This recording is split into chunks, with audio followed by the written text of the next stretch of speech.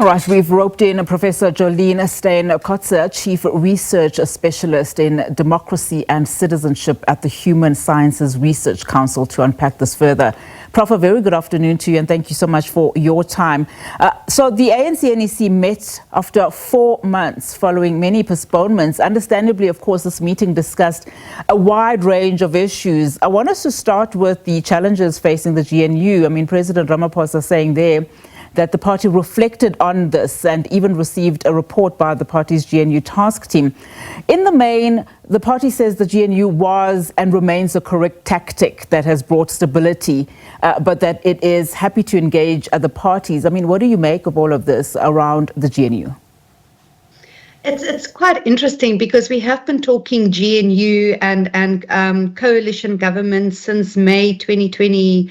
And I do think that when we look at the track record around how political parties interact and collaborate with one another, and we can draw on evidence from the local government experience as well, it is important that the politics of collaboration and of cooperation is crucially important, especially if we look at your broader international environment, some of the policy challenges, economic challenges, the public trust deficit or social capital deficit that we currently see in the country as well.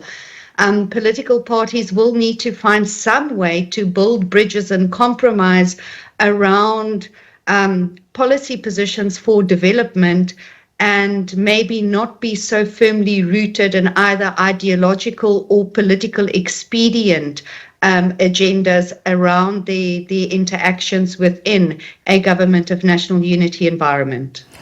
You've touched on a number of nuggets, Prof. I want to just hang on the international front in terms of the policies. I mean, it was another hotbed that was discussed during this ANC NEC meeting, and that is on the geopolitical front, you know, with the discussion of the looming US-imposed tariffs and the implications to a struggling South African economy, which the party has described as an economy in a state of emergency. I mean, it's going as far as describing the US tariffs as punitive. What can we read into this, given the criticism leveled at the party by even members of the GNU for the country's A, economic state, and B, the strained relations between the United States and South Africa?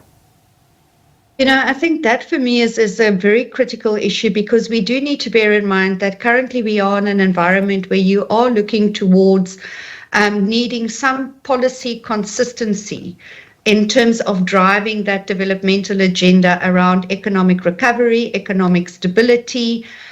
We've heard a lot through some of the statements coming through from the GNU around transformative and inclusive growth. We know that we have major challenges around poverty, around inequality, around unemployment. And it is for that reason as well, I think, that when you start looking at your geopolitical politics, you start looking at the internal dynamics, levels of dissatisfaction, and what is happening within the public imagination around dissatisfaction, a lack of trust. Those questions around policy stability and consistency becomes even more pertinent. And I think for me, key to having policy consistency is the ability of political parties to put their differences aside and create a policy consistent directive to say, this is the geopolitical landscape and this is how we are collaboratively going to tackle the challenges.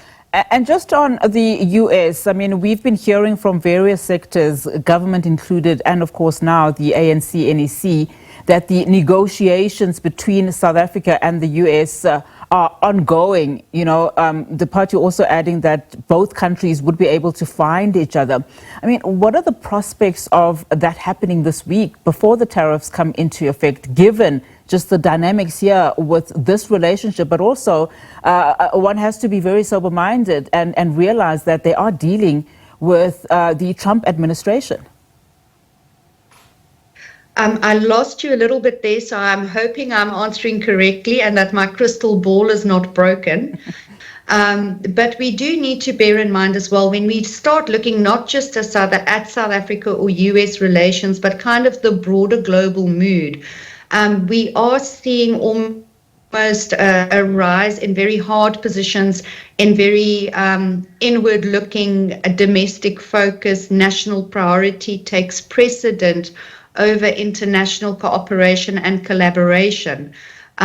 We see increasing anti-migration rhetoric, questions around closing borders, making Europe great again, making the US great again. So all of those narratives that are coming into play globally really start speaking of a mood around, I would argue, around some of the economic and political challenges we see in a post-COVID world, where questions of economic recovery, economic recessions, governments being unable to deliver on those proverbial goods.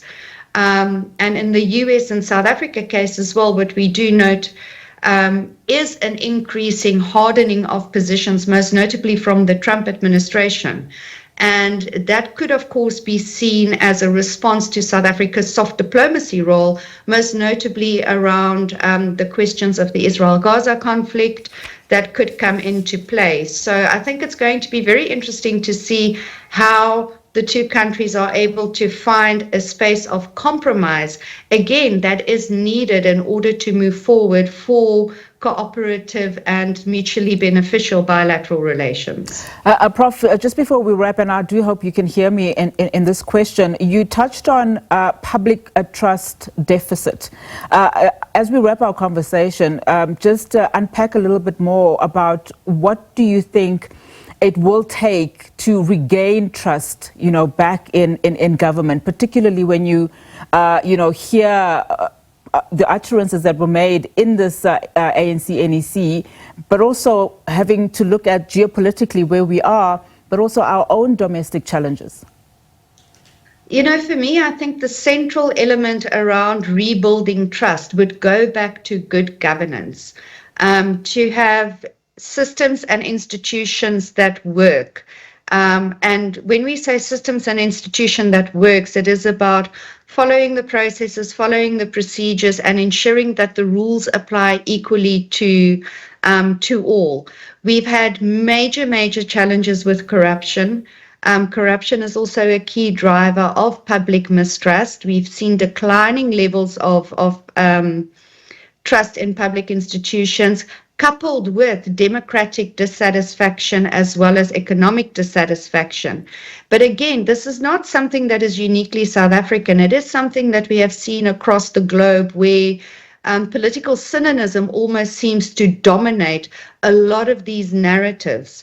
And for that reason, I would say that when we start looking at rebuilding and regaining trust, questions of how structures function and that they function according to the principles of good governance is going to become critically important. And coupled with that, very briefly and lastly, is the question of accountability as well.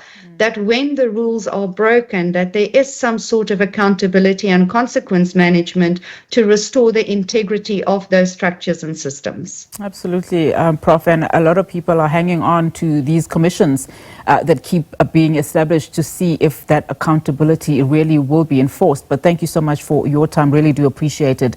Professor Joleen Steyn Kotze, Chief Research Specialist in Democracy and Citizenship at the Human Sciences Research Council there for us.